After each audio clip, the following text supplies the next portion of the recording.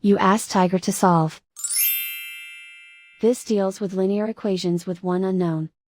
The final result is x equals 14,150.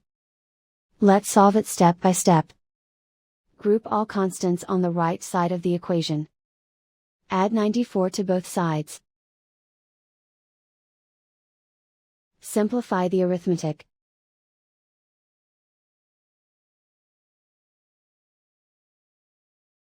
Isolate the x. Multiply both sides by 50. Group like terms.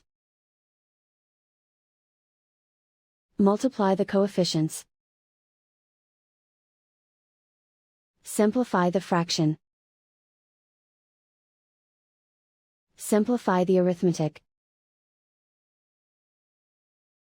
And so the final result is x equals 14,150.